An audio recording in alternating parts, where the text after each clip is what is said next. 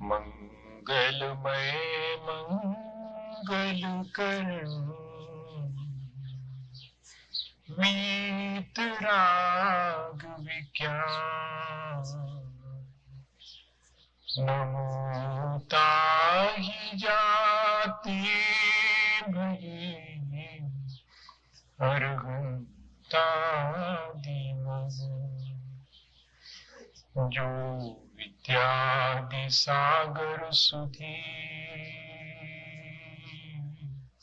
जो विद्यादि सागर सुधी गुरु में हितैषी शुद्धात्म में निरत नित्य हितोपदेशी वे पाप ग्रीष्म ऋतु में जलगे सयाने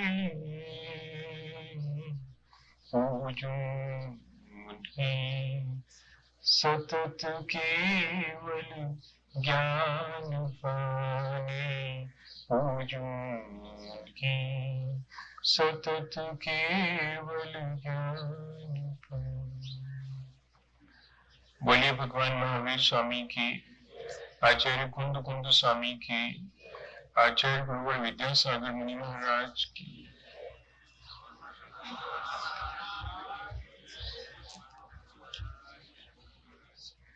हम सभी लोगों ने पिछले दिनों अपने जीवन को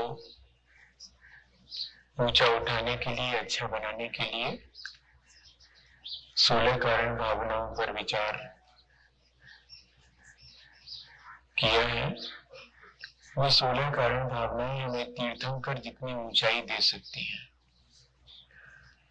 और उसमें भगवान की भक्ति, आचार्यों की भक्ति, बहुशतवान यज्ञ उपाध्याय महाराज की भक्ति, ये भक्तियां भी तीर्थंकर प्रकृति के अर्जन में निमित्त बनती है। भक्ति भी हमारे लिए मुक्ति का कारण बन सकती है। ये बात सहसा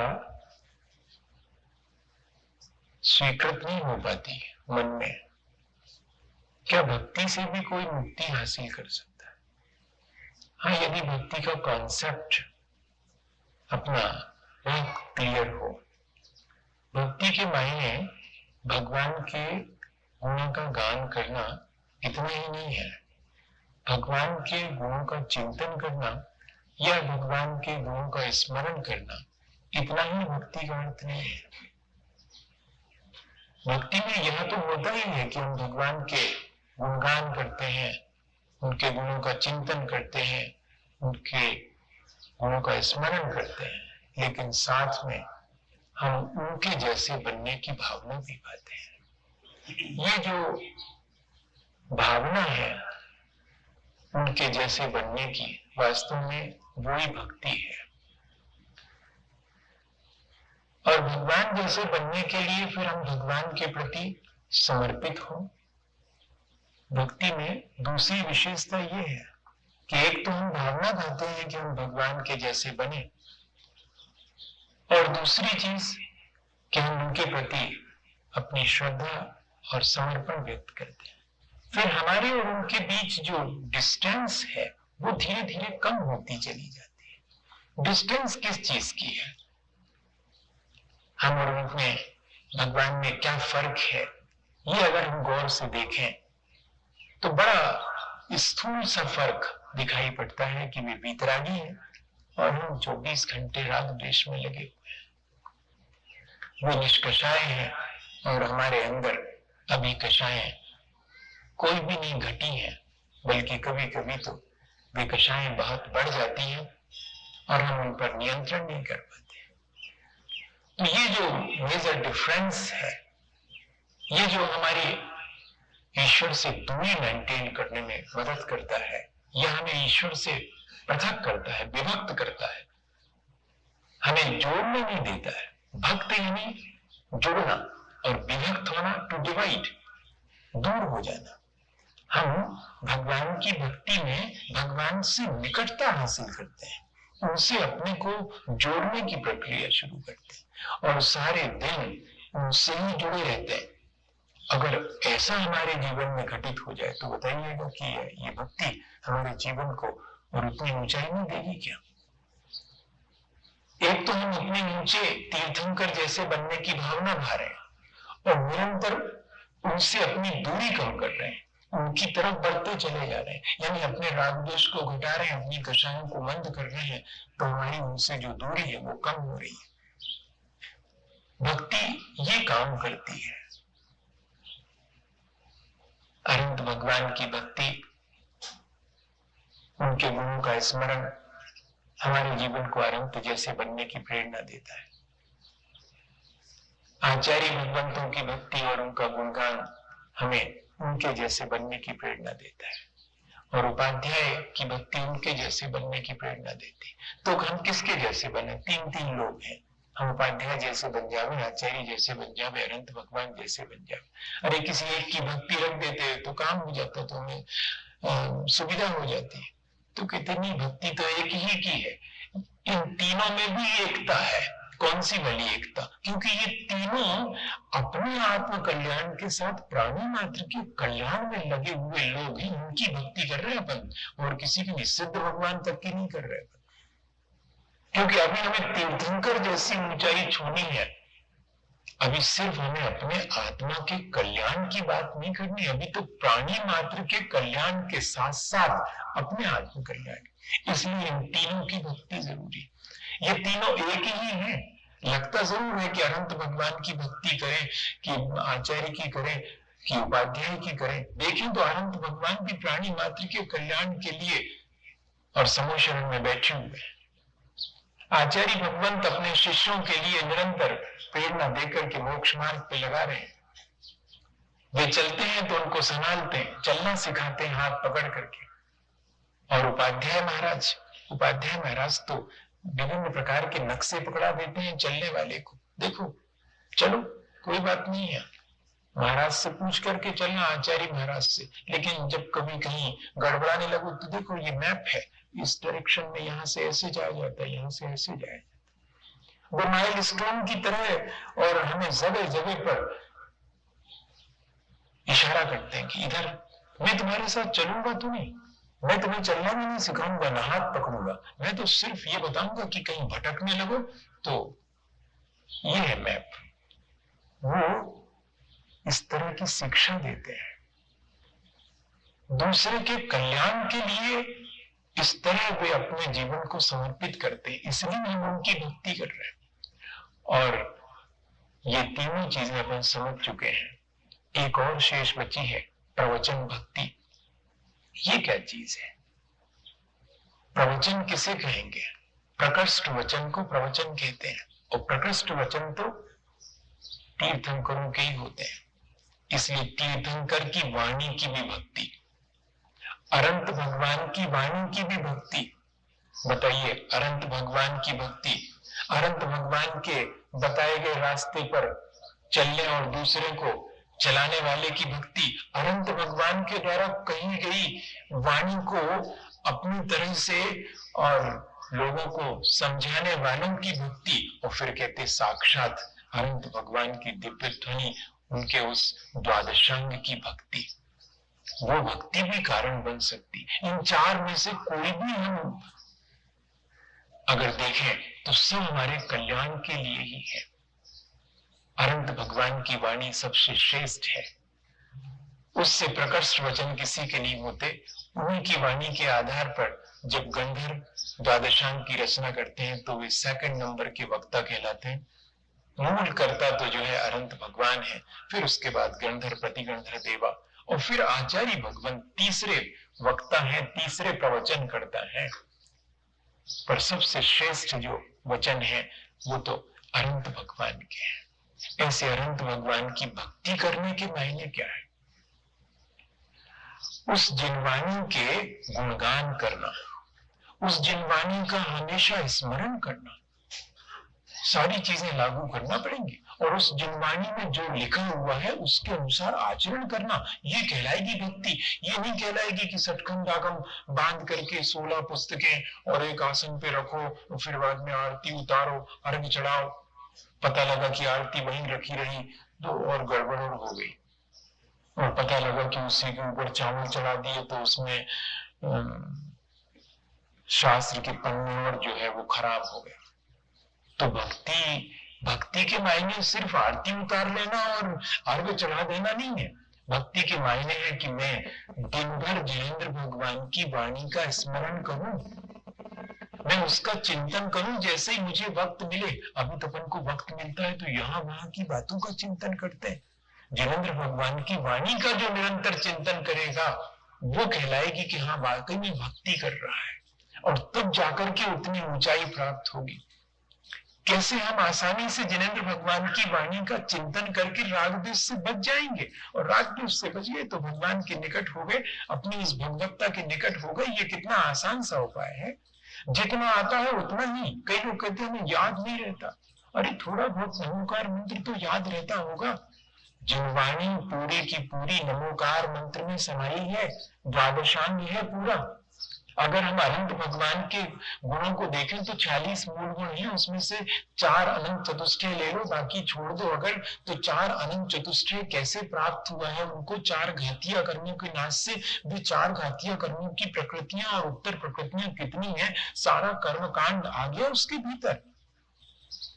और सिद्ध भगवान का लेके बैठ जाएंगे तब तो पूरी महाबंध की जितनी 8 वॉल्यूम्स हैं वो सब आ गए कि कौन सी प्रकृति कहाँ, उसका बंध कहाँ, उदय कहाँ, उसकी सत्ता और कहाँ तक वो अपना फल देती है, और कैसे उसको हम निर्जरित कर सकते हैं। ये अकेले अनंत सिद्ध भगवान आचार्य परमेश जी का वर्णन करने लगे तो पूरा मूलाचार आ गया। इस तरह हम देखें तो पूरा द्वादशांग नमोकार में समाया हुआ है। यदि हम नमोकार का भी चिंतन करें तो इसमें लिखा हुआ है मात्र जिनेंद्र भगवान के वाणी की भक्ति करने से भी कोई तीर्थंकर बन सकता। वो भक्ति कैसे होती होगी? कटनी में मुझे एक अम्मा जी रोज 12:30 बजे जब मैं सामायिक करा करता था तो आकर के बैठी दिखती थी, वो पढ़ती रहती थी। मैं उनसे एक दिन पूछा, मैंने अम्मा जी क्या पढ़ती है? कहती सटखंड आगम ढगला पढ़ रहे महाराज। अरे उन्होंने कहा समझ में आती है? कहती नहीं आती। समझ में तो नहीं आती। तुमने कहा फिर क्यों पढ़ रही? तो बोलते महाराज हम तो ये सोच के पढ़ते हैं कि भगवान की वाणी है और ये कल्याणकारी है, 2 शब्द मेरे कान में पड़ेंगे तो मेरा जीवन सार्थक हो जाए। ऐसी श्रद्धा से और जो निरंतर जिनवाणी का अभ्यास करता है, निरंतर जिनवाणी की कही हुई बातों का चिंतन मनन करता रहता है, क्या वो तीर्थंकर की हैसियत का नहीं बनेगा? जरूर बनेगा, क्योंकि उसके राग द्वेष घट जाएंगे। बस इतना मजा है। और जिनवाणी उस राग द्वेष को घटाने में ही कारण बनती है। नमकार मंत्र कोई अगर निरंतर करता है, उसमें लिखा सोयन भोयन पयान पच्चयान, सोते खाते पीते आते जाते जागते हर अवस्था में जो पंच नमस्कार मंत्र का स्मरण करता है वो असंख्य गुण श्रेणी निच्चा कादू, वो असंख्यात गुणी कर्मों की नजरा करता है, क्योंकि द्वादशांग नमोकार रूप ही है। नमोकार में द्वादशांग समाया है। इस द्वादशांग का निरंतर चिंतन मनन करना और उसके अनुसार अपना आचरण बनाना। जैसे कि अगर हम दुकान पर बैठे हैं और किसी के प्रति अपने मन में ये भाव आ गया कि इसको थोड़ा सा ज्यादा पैसे इससे ले लेंगे, और उसी समय जिनवाणी का कोई वाक्य याद आ जाए कि इस तरह लोग के वशीभूत होकर के मैं अपना कल्याण करूंगा, इस तरह छल करके झूठ बोल करके मैं अपना कल्याण करूंगा, अगर ये बात ध्यान में आ जाए, अगर अभ्यास होगा तो ऐसे अवसर पर जरूर ध्यान में आएगी और मन को कचोटेगी कि क्या कर रहे हो, हाथ पकड़ लेगी, हमें पाप नहीं करने देगी। जब जब राग द्वेष के मौके आए और जिनवाणी का जिसका अत्यंत भारी अभ्यास होगा उसको तो फौरन जो है क्लिक कर जाएगी बात की, अरे मैं पढ़ता और कहता तो ये सारी बातें और मेरे जीवन में से तो एक भी नहीं है, और सब गायब हूं उसमें से। ये करेगी मदद। इस तरह से जिनवाणी हमें हमारी जो भगवान से दूरी हो गई उस दूरी को कम करने में मदद करती है। जिनेंद्र भगवान की वाणी की भक्ति भक्ति के लेकिन मायने हमें थोड़े से समझना पड़ेंगे। भक्ति के मायने सिर्फ आरती उतार लेना नहीं, भक्ति के मायने हमें उनका चिंतन और उनके जैसे बनने की भावना पाना है। अब देखें कि जिनवाणी किस तरह की है, जिनवाणी का स्वरूप क्या है। क्योंकि जिनेंद्र भगवान के स्वरूप का दर्शन करना, और वह भी जिनेंद्र भगवान की भक्ति, जब अनंत भगवान की भक्ति करने जाते तो सबसे पहले क्या करते हैं, दर्शन करते हैं, और उसके बाद में उनके दर्शन से हम उपदेश लेते हैं। वे तो कुछ बोलते नहीं, उनके दर्शन से हम उपदेश लेते हैं। ये भक्ति में शामिल है, दर्शन और उनसे होने लेने वाला मिलने वाला उपदेश। इसी तरह जिनवाणी के भी दर्शन करना। अब जिनवाणी के दर्शन करना तो जिनवाणी के स्वरूप के दर्शन करना। जिनवाणी तो ऐसे कागज पे लिखी हुई रखी हुई है, तो उसके दर्शन से क्या होगा, भगवान के दर्शन से तो फिर भी वीतरागता बाहर दिखाई पड़ती है, तो उनके दर्शन से तो अपन को उपदेश भी मिल जाता है। चुपचाप बैठे हैं फिर भी उपदेश दे रहे हैं कि ऐसे ही बैठो जैसे हम बैठे हैं। हम देखो कहाँ किसी संसार के प्रपंच में पढ़ते हैं, देखो हम कहाँ संसार की तरफ देखते हैं, हम तो अपनी तरफ देखते रहते हैं। ऐसा वो उपदेश देते हैं, ये तो अपन ले सकते हैं, लेकिन जिनवाणी से तो उपदेश कैसे मिलेगा, जिनवाणी के दर्शन करने से उपदेश कैसे मिलेगा। तो जिनवाणी के सम्मुख बैठ करके विनय पूर्वक उसमें जो लिखा है उसका चिंतन करना, जिनवाणी के स्वरूप का। जिनवाणी का स्वरूप क्या है, आप तो वज्ञ मनुल्लंघन मद्रेष्टेष्ट विरोधकम तत्वोपदेश कृत सारवम शास्त्रम कापत घट्टिनम। ऐसा है हमारी जिनवाणी का स्वरूप जो जिनेंद्र भगवान के द्वारा कही गई है। पहली विशेषता है, जिनेंद्र भगवान वे हैं जो वीतरागी हैं, जिन्होंने की अपने इंद्रिय और मन को जीत लिया है। तो कहने वाले से भी वचन में प्रामाणिकता आती है कि कौन कह रहा है। एक वीतरागी कह रहा है तो प्रामाणिकता आ गई है। अदृष्टेष्ट विरोधकम, प्रत्यक्ष से जिसमें कोई विरोध नहीं आता, और ना ही जिसे कोई मिथ्या साबित कर सकता है। सिर्फ दो चार लोगों के कल्याण के लिए नहीं है, सार्वम सबके कल्याण के लिए। और कापित घट्टिनम, हमें उन मार्ग से बचाकर सन्मार्ग में लगाने वाली है और सारी विरोधों को नष्ट कर देने वाली है। सबसे बड़ी विशेषता ये, सारी उलझनों को सुलझा देने वाली है, सारे विरोधों और विवादों को नष्ट कर देने वाली है। ये स्वरूप है मेरे भगवान की, अनंत भगवान की वाणी का। मुझे उसकी भक्ति करनी है तो उसके स्वरूप को समझना पड़े। और जहां कहीं भी अगर विवाद उत्पन्न होने लगे, जहां कहीं भी उलझन होने लगे, जहां की विरोध दिखने लगे, तो समझना ये जिनेंद्र भगवान की वाणी नहीं हो सकती। जिनेंद्र भगवान की वाणी तो सारे विरोधों को नष्ट करने वाली, सारे विवादों को समाधान करने वाली और सबको सच्चे मार्ग पर ले जाने वाली, गलत मार्ग से बचाने वाली, ऐसा जिनवाणी का स्वरूप है। अगर जिनवाणी में से और कुछ भी नहीं आता, नहीं है उतना ज्ञान का शोभसम, तो कम से कम इतनी मोटी बात तो अपन के समझ में आएगी कि जिनवाणी का स्वरूप कैसा है। स्पष्ट दिखाई पड़ रहा है कि हाँ सचमुच साद्वादमयी है मेरी जिनवाणी। उस साद्वाद के मायने ये है कि वो सारे विवाद और सारे विरोधों को नष्ट कर देती, मेरे भीतर उठने वाले सारे प्रश्नों का समाधान करती। जैसे कहते हैं कि जिनेंद्र भगवान के चरणों में बैठते ही साथ, पहुंचते ही साथ, उनकी उपस्थिति मात्र से, उनकी निर्मलता मात्र से हमारे सारे प्रश्न समाधान को प्राप्त हो जाते। हमारे जीवन में तो आचार्य महाराज के चरणों में बैठने पर भी हमने इस चीज को महसूस किया। जब सन 80 में हम आए थे और क्षुल्लक थे उस समय, और आचार्य महाराज पढ़ाया करते थे, तो बहुत सी बातें समझ में नहीं आती थी तो लिख लेते थे जो जो समझ में नहीं आया। एक दिन फुर्सत में जाकर के आचार्य श्री के पास बैठ गए, वो अपनी लिख रहे थे, काम में लगे थे पढ़ाई में। तो मैं सोचा कि थोड़ा बैठूं महाराज के पास, जब उनको वक्त होगा तो बता देंगे, अपन पूछ लेंगे, 10-15 प्रश्न तो है और अभी समय है। और जो बैठे बैठे अपने प्रश्नों को मैं पढ़ रहा था कि ये पूछना है, ये पूछना है, और आचार्य महाराज के पास बैठे बैठे और थोड़ी देर में लगा 5 ही मिनट में कि इन सब के उत्तर तो अपने को मालूम है, काहे को बेकार परेशान करे इनको। और उठ करके वापस चलने लगे तो आचार्य श्री बोले कि थोड़ा रुको, मैं बस अभी फ्री हो रहा हूँ। तो मैंने कहा नहीं महाराज, जो पूछने आया था वो तो यहाँ आपके चरणों में आते ही साथ और मेरे सारे प्रश्नों का उत्तर मिल गया मुझे। उपस्थिति में लेकिन जिनवानी सामने रखी और हमारे प्रश्नों का समाधान हो जावे, ये जरा मुश्किल काम है। इसके लिए तो हमें जिनवानी के स्वरूप का चिंतन करके अपनी विशुद्धि बढ़ाएंगे तो सारे समाधान आ जाएंगे।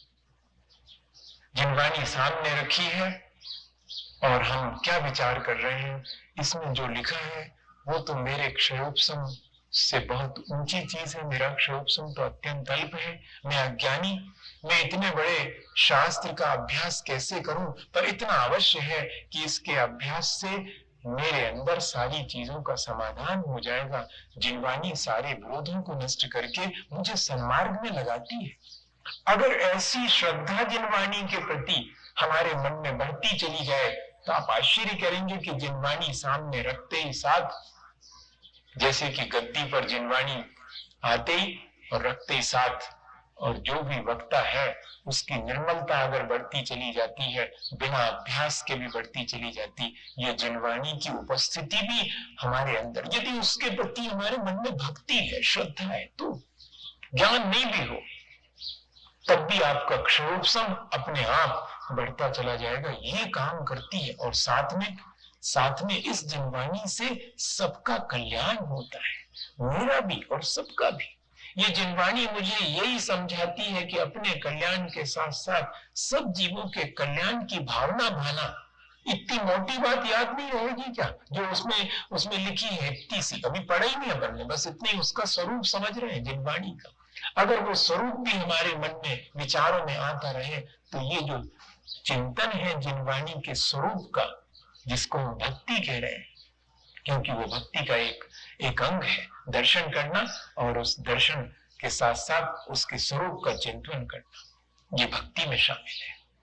अनंत भगवान के दर्शन करना, अनंत भगवान के स्वरूप का चिंतन करना और उनके जैसे बनने की भावना पाना, ये कहलाएगी पूरी अनंत भगवान की भक्ति। ऐसे जिनवाणी की भक्ति भी कहलाएगी कि हम उसका दर्शन कर रहे हैं। ये जिनवाणी जिनेंद्र भगवान ने लिखी है, द्वादशांग के रूप में चौकी पर रखी है। और इसमें क्या है, इसमें प्राणी मात्र के कल्याण की बात है। मुझे ये बात अपने जीवन में लेनी चाहिए। जब जिनवाणी प्राणी मात्र के कल्याण की बात करती है तो फिर मुझे भी प्राणी मात्र के कल्याण की भावना बनी चाहिए। असल में तीर्थंकर प्रकृति के लिए ये सबसे अनिवार्य शर्त है कि आप अपने आत्म कल्याण के साथ प्राणी मात्र के कल्याण की भावना भाएंगे, तब जाकर के तीर्थंकर प्रकृति बंधेगी। इसलिए जिनवाणी का स्वाध्याय भी प्राणी मात्र के कल्याण की भावना से, मेरा भी कल्याण और प्राणी मात्र का कल्याण। इस तरह यदि हम जिनवाणी का चिंतन करें तो ये हमारे लिए तीर्थंकर प्रकृति के बंध में कारण होगी, हमारी विशुद्धि बढ़ा देती है, हमें समझाती है वो कि कहाँ खोजना है, कैसे खोजना है, अपने आप को कैसे समझना है, ये सब बताती है। अपने बारे में हम जितने गाफिल हैं वो हमें जागृत करती है कि तुम्हारा स्वरूप क्या है, तुम नहीं समझते हो, तो मैं बताती हूं। वो मां की तरह हमें हमारे हित के लिए हमेशा प्रेरणा देती है, यदि हम उसका अभ्यास करें तो। इतना अवश्य। आचार्य महाराज एक उदाहरण सुनाते हैं बुढ़िया अम्मा का, कि बुढ़िया अम्मा की सुई खो गई थी, है? अब सुई खो गई थी तो अब उसके समझ में नहीं आया, वैसे ही तो आंखें कमजोर, और ढूंढ रही थी, वो अंधेरा था, तो लोगों ने कहा कि अम्मा क्या कर रही हो? सुई ढूंढ रही। अरे तुम यहाँ क्या ढूंढ रही हो अंधेरे में, उजाले में ढूंढो, ऐसे मिलेगी क्या अंधेरे में? हाँ ये बात तो सही है। तो गई वो वहां पर जहां स्ट्रीट लाइट लगी हुई थी, खंबे पर बिजली का बल्ब, वहां जाकर के ढूंढना शुरू किया। उजाला तो वहां था, तो उजाले में ढूंढो। अब वहां काय को मिलने वाली थी सुई, वहां तो घड़ी तो थी नहीं वहां पर। लोग निकले, उन्होंने कहा क्या खोजती हो बुढ़िया? सुई खोज रही हूं। अरे तो गिरी कहाँ थी? यहीं पर। क्या यहाँ नहीं गिरी थी, गिरी तो घर में थी। अरे वाह, तो घर में खोजो। तो उसने कहा कि कुछ लोग कहते हैं उजाले में खोजो, और तुम कहते कि घर में खोजो। आधा अधूरा अगर हम अर्थ ले लेंगे तो हमारे साथ भी यही होगा, और आज तक यही हुआ है। हमने खोजा है जहां खोजना चाहिए वहां ना खोज करके अन्यत्र। हम चाहते हैं संसार में सुख और खोजते हैं संसार में जहां सुख नहीं है वहां। और जिनवाणी बताती है कि वहां खोजो जहां सुख मिल सकता है। लेकिन कौन खोजे सुख? जिसे दुख है वो खोजे। जहां जहां खोई हुई है सुई वहां खोजना और रोशनी में खोजना। वहां रोशनी लेके आओ जहां खोई है, वहां प्रकाश करो। अपने भीतर ही हमें प्रकाश करना है, अपने भीतर ही हमें खोजना है उस सुख को। जिनवाणी दीपक का काम करती है, इतना काम तो वो कर ही देती है कि वो हमें कहाँ खोजना है ये भी बता देती है। और इतनी नहीं, वहां खोजने के लिए रोशनी की जरूरत है तो रोशनी भी कर देती है दीपक की तरह। कितना बड़ा काम करती है। कहाँ हम खो गए हैं या कि कौन खो गया है, संसार में कौन भटक गया है और कहाँ कहाँ भटक गया है। ये जीव भटक गया है, जिनवाणी बताती है। और कैसे भटक गया? अपनी कषायों से, अपनी अज्ञानता से भटक गया, ये बताती है।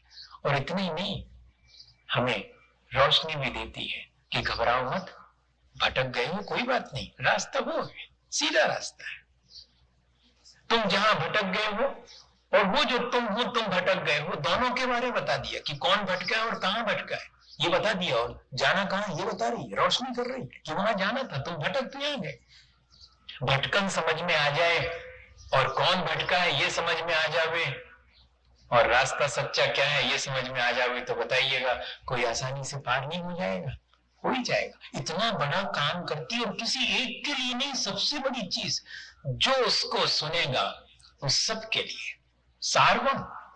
ऐसी जिनवाणी की भक्ति इसलिए की जा रही है कि ये जिनवाणी चूंकि प्राणी मात्र के कल्याण की भावना रखती है, इसलिए तुम भी प्राणी मात्र के कल्याण की भावना रख करके जिनवाणी का अभ्यास करोगे तो ये जिनवाणी की भक्ति कहलाएगी। और ये जिनवाणी की भक्ति हमारे अपने जीवन को तीर्थंकर जितना ऊंचा बना सकती है। क्या इस तरह हमें जिनेंद्र भगवान की वाणी की भक्ति करने का उपाय नहीं करना चाहिए? जरूर से करना चाहिए। मेरे ख्याल से तो इतना ही पर्याप्त है। बहुत पुराना उदाहरण मैं कई बार आपको सुना चुका हूँ। थोड़ा सा भी जिनवाणी का अल्प ज्ञान हो, ऐसा नहीं समझना कि जब हम जिनवाणी का द्वादशांग का पूरा अभ्यास करेंगे, आज तो वर्तमान में द्वादशांग है नहीं, 11 अंग 14 पूर्व कहाँ है, उनका अंश ज्ञान दर्शन आचार्य महाराज को था, उसका भी आंशिक रूप से पुष्पदंत भूतबली आचार्य जो महान आचार्य कुंदकुंज स्वामी के पहले हुए, उन्होंने षटखंड रागम के 180 सूत्रों में उस ज्ञान को गुम्फित करके कंपाइल करके हमारे तक दे दिया। उसी के आधार पर फिर सारे और भी ग्रंथ लिखे गए। आज वर्तमान में कितना सा ज्ञान है, उतना भी हमें पूरा नहीं है, तो फिर हम द्वादशांग के ज्ञान से हमारा कल्याण होगा ऐसा आप कह रहे हैं? ऐसा नहीं है। द्रव्य शुद्ध कितना भी अल्प क्यों ना हो, अष्ट प्रवचन मातृका बराबर भी द्रव्य शुद्ध, माने 5 समिति और 3 गुप्ती, इसका भर ज्ञान है। इतना थोड़ा सा अल्प ज्ञान है, नमोकार मात्र का ज्ञान है। शिवभूति महाराज को तो नमोकार भी नहीं बनता था। शिवभूति महाराज को तो माँ रूसा माँ तूसर वाला मंत्र भी भूल गए थे, तुस्मास भिन्नम बोलते थे। द्रव्य शुद्ध इतना थोड़ा सा था। मैं आपसे इसलिए कह रहा हूं कि हमारे पुराने लोग जो है, कुछ तो अभी होंगे इस सभा में जिनको की को अपने दस्तखत करना नहीं आते हो, वे भी अपना कल्याण कर सकते हो, ये कहना चाह रहा हूं। ये नहीं समझना कि जो बहुत पढ़ता है और पढ़े लिखे हैं और दुनिया भर की बातें जानते हैं वे अपना कल्याण कर लेंगे, ऐसे धोखे में नहीं रहना। द्रव्य शुद्ध अत्यंत अल्प हो, लेकिन भीतर में उस द्रव्य शुद्ध के माध्यम से अगर भेद विज्ञान उत्पन्न हो गया, भाव शुद्ध रूप जो भेद विज्ञान अगर उत्पन्न हो गया हो, तो सारा काम आसान। ये जिनवाणी हमारे भीतर इस तरह का भेद विज्ञान उत्पन्न करने में मदद करती है। इसलिए इसकी भक्ति जो है वो हमें तीर्थंकर तक बनाने में मदद करती है। भेद विज्ञान, आपा पर का भेद विज्ञान, मैं क्या हूँ, शरीर अलग है, मेरे आत्मा का स्वभाव अलग है। कैसे समझ में आ गया था? एकदम अपन बहुत अध्ययन करें तो भी नहीं आएगा। शिवभूति महाराज को तो रास्ते चलते एक अम्मा और दाल में से छिलके निकाल रही थी, उड़द की दाल को मांस बोलते हैं और उसकी भूसी को तुस बोलते हैं। सो अच्छा ये बात है, तुस मांस भिन्नम, जैसे कि दाल से दाल का छिलका अलग है। अच्छा ये है, ये मेरे गुरुजी ने कहा था कि आत्मा और शरीर अलग अलग है। अब समझ में आ गया। भीतर परिणाम अत्यंत निर्मल हो गए। इतना सा थोड़ा सा ज्ञान था और परिणामों की निर्मलता होते ही बीज बुद्धि नाम की वृद्धि हो गई। सारा द्वादशांग उनके सामने आ गया और अंतर मुहूर्त के अंदर शुक्ल ध्यान प्राप्त करके केवल ज्ञान को प्राप्त हो गए। अष्टपहाड़ में उसका उदाहरण देखा। बताइए, ये जिनवाणी की भक्ति है।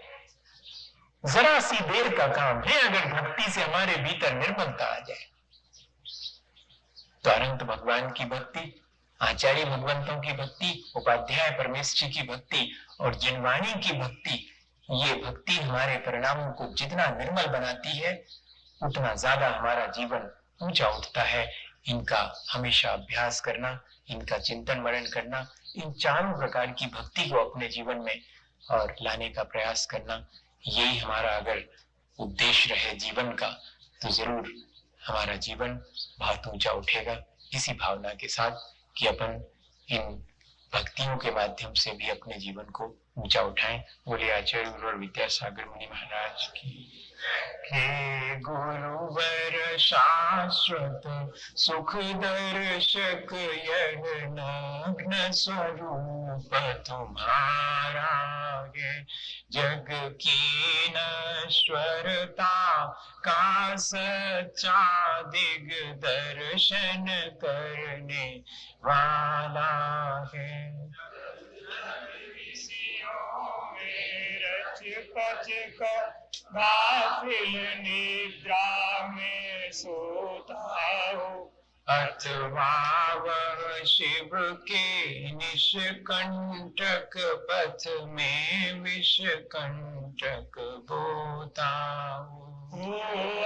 निशा का सन्नाटा वन में वनचारी चरते हो, तब शांत निराकुल मानस तुम तत्वों का चिंतन करते हो। करते तप